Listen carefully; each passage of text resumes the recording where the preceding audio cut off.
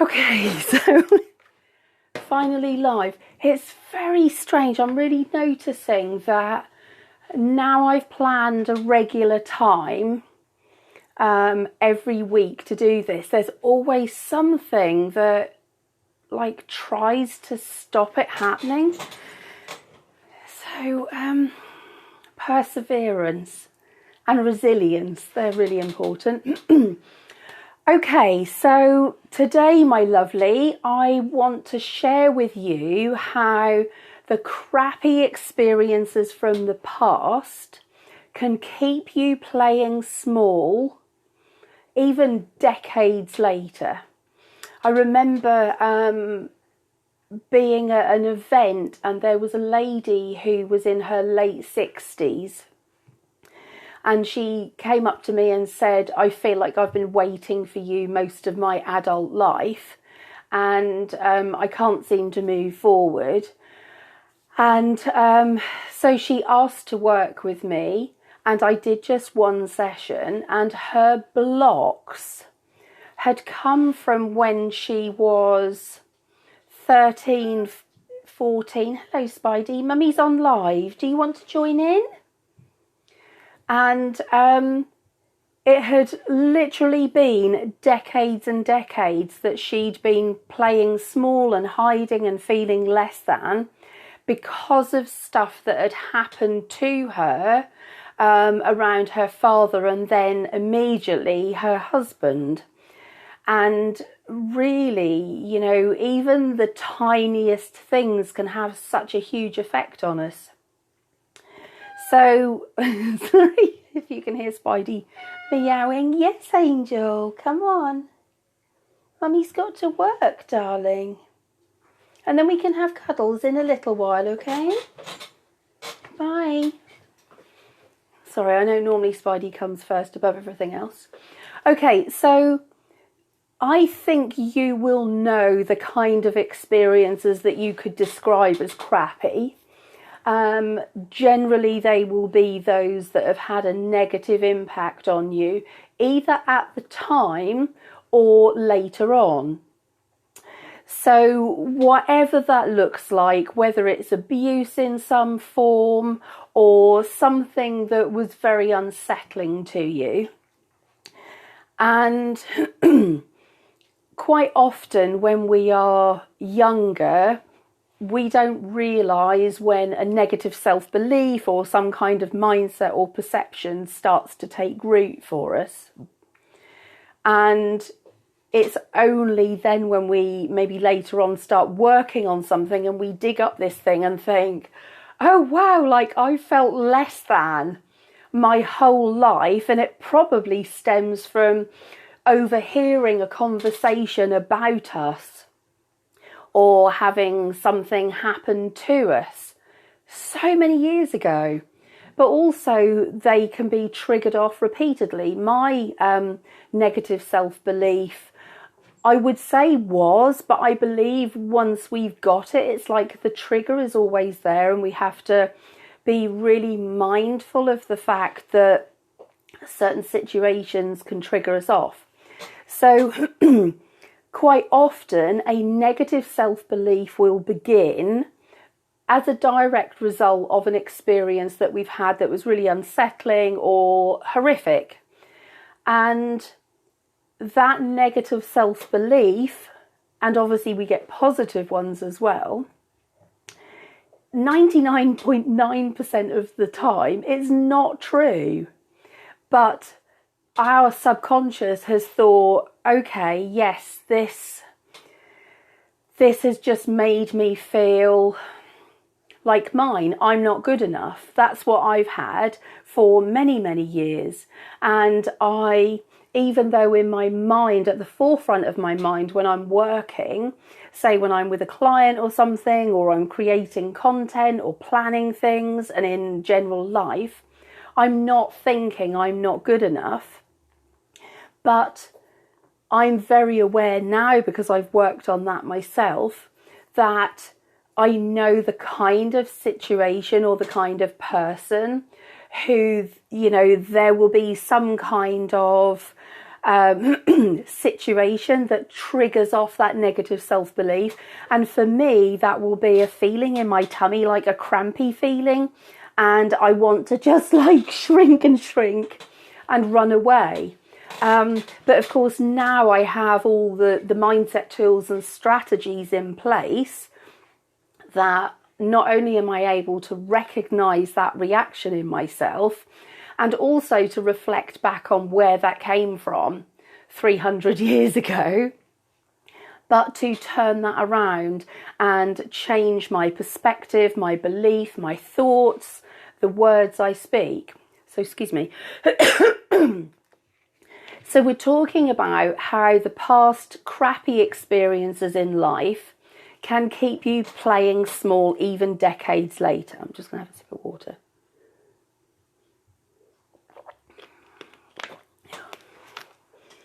There will be some experiences, negative or positive, that don't actually really have a tremendous effect on us, but others will. And when we start forming beliefs and perceptions and then matching mindsets and language to ourselves or about ourselves to other people, that kind of thing can contribute to building fear. And that, I think possibly that, believing that maybe we're not good enough or somebody else is better than us. What I've seen, which has been a really interesting thing, is during lockdown, you had people, business owners, even people came out of retirement or whatever. I'm thinking of Mr. Motivator. They were on the television, they were on YouTube, they were on Facebook, sharing so many insightful or helpful or supportive things, whether that was exercising or whatever. And what was really interesting, there was this outpouring of giving and community and helping. Oh, it was lovely.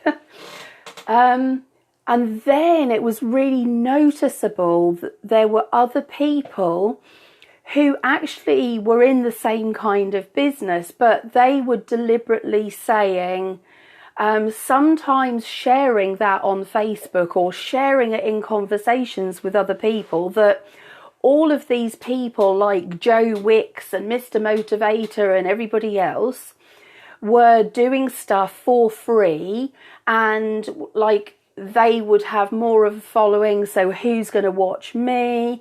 Or why would I sell anything? Because who's going to want it? And all of that stuff, that crappy stuff, comes from, you can almost guarantee it, a negative self-belief that comes from past experiences. So looking at the ways in which all of those can affect us, it's not surprising that we play small. And I've been very good personally at doing that for a very, very long time. And when you start to really kind of elevate your self-belief, your self-worth, and you give less of a shit about other people and what they think, and you focus on who you are here to support, who you are here to love, who you are here to serve, and you focus on that rather than looking inwards and, well, what are people going to think, and nobody's going to pay me, and all of that stuff. Then when you rise above that and kind of, you know, I was talking last week about tapping into your higher self, and that's the place in you where you won't be connecting, excuse me again, your higher self is not a place where you go to connect with your negative mindsets and perceptions and beliefs and negative self-talk. It's a place where you go when you want to serve and help and care, but with no agenda whatsoever. You're not giving yourself this, like, trying to serve and help and support and care and love while you've got this, you know, you're not worthy. Being in that better, healthier place, you're acknowledging that crappy stuff happened to you and it damaged you, and you can feel the scars, even if you can't see them on the outside.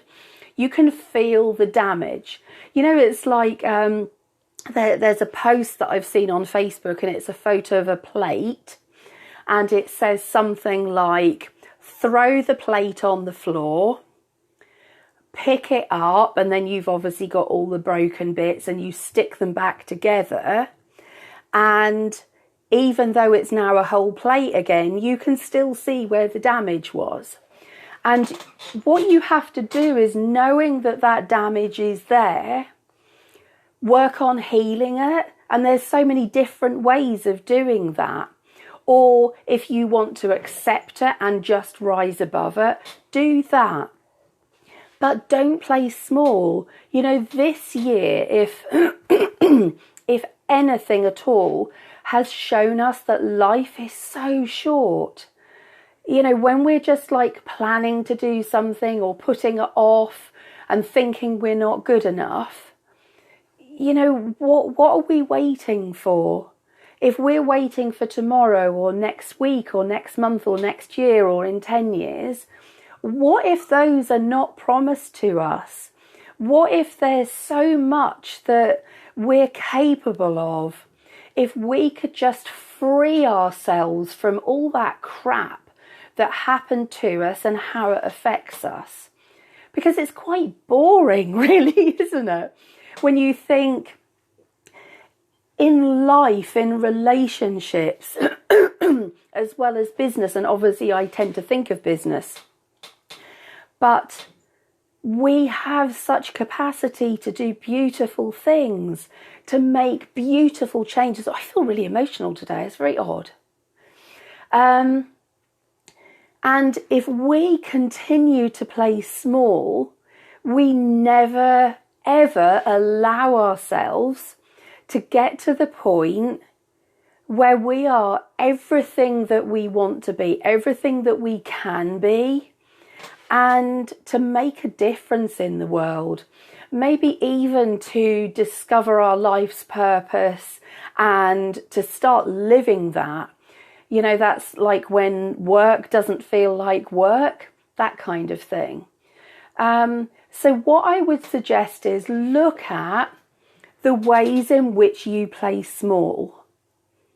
Procrastination, putting things off, is just a classic, isn't it? You know, looking at other people, looking over the fence and seeing what other people are doing and assuming that nobody's interested in what you're doing. Look at all of those ways in which you play small. Then dig a little deeper and discover where they came from. They will be from negative self-beliefs, I would imagine, from previous crappy experiences. So to move forward, heal that, cut those connections. There's different ways of doing that. I mean, I tend to ask Archangel Michael to come in because I can visualize him with this very shiny, heavy sword and cutting all of these negative ties that attach me to previous situations, previous relationships, previous mindsets and beliefs. And if I feel a bit of a wobble sometimes, particularly if I'm wanting to elevate what I'm doing, then I will need to do that more, because I think it's a challenge, isn't it? You know, our mindset tests us almost. Then when you've done that, so when you've really dug deep and found out how you're playing small and why you are and where that's come from, then decide, explore, discover ways in which you can play big, really big. Think about if you reserve your judgment, if you park all that negative self-talk, what is it that you want to do? What does your heart want you to do? And focus on that, visualize it, manifest that in, and just be brave.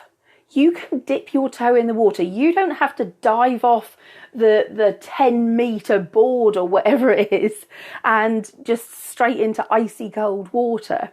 You can plan things, but take action. And, you know, my God, like, as women, we are bloody amazing and we deserve to blossom, don't we? I don't know if anybody's got any questions. So my lovely, if you want to drop any questions or anything into the chat, hopefully I'll be able to see it. Because I know that happened last week, that I was able to see comments as they came up, but previously I haven't been, so who knows. So anyway, what one thing, in what area are you currently playing small, and you know you're playing small, and yet you would serve yourself, your family, your loved ones, your friends, the world, clients, so much more at such a high level if you were to stop playing small and play big? You know, where do you, please share that with me. And if you're watching the replay, drop a comment below, because I'd be really excited to see that. So I have got my Louise Hay Heart Thoughts cards, and I pulled one last week. Actually, I pulled two. There was one beforehand to just see what happened, which was lovely. But what I'm going to do is give these a shuffle, and I'm rubbish at shuffling, like completely. I usually drop anything that I shuffle, and these are quite big, thick cards, so it may take a little while. And then I will share with you. Okay, so I'm going to see. It's like a big chunk, look, and I'm just going to fan them out. And I'm going to just try and feel. See, I need like really big hands, look. Okay. So I'm just going to feel which one. Oh, okay, there we go. I don't know what it is, but let's have a look. Oh my goodness, that's really odd. I think I should pull another one. That's exactly the same card that I pulled last week. The first of the two cards that I pulled last week. I will pull another one, but I will share this with you again. On the front, so you'll see it in reverse. I don't know if anybody can read backwards. I am connected to all of life. I am spirit, light, energy, vibration, colour and love. I am connected with every person on the planet and with all of life. So if you take that from a playing small perspective, it just makes you realise that if you are already connected to yourself, to your higher self, to everybody, everything. Like last week we were talking about connecting to nature and cats and things like that. But if you are connected, why would you muddy that connection by playing small and letting all of that crap from the past make you think and behave in a certain way? I'm going to pull another card. You know what I'd really love would be to like hold them out to you, and you could choose one. That's so weird that came up again, and I did shuffle them well. Okay.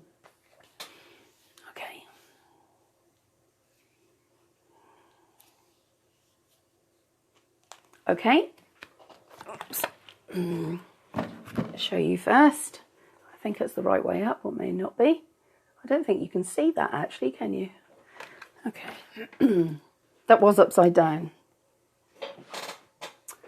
Interesting. So on the front, it says, I accept all that I have created for myself. That's so interesting. Oh, I love this. Okay. Oh my gosh, I've got goosebumps. I am a divine, magnificent expression of life, and I deserve the very best. Oh, I love this so much. I accept miracles. I accept healing. I accept wholeness. And most of all, I accept myself. I don't think I can read that again without getting emotional. I'll take a photo of that and put it below in the comments. So, I accept all that I have created for myself. I am a divine, magnificent expression of life, and I deserve the very best. I accept miracles. I accept healing. I accept wholeness, and most of all, I accept myself. Now that, as an affirmation, as a mindset, and as a belief, that, gosh, that completely transcends all of the crap from the past, doesn't it? It transcends playing small. It's like, have wings, now just fly. So, oh gosh,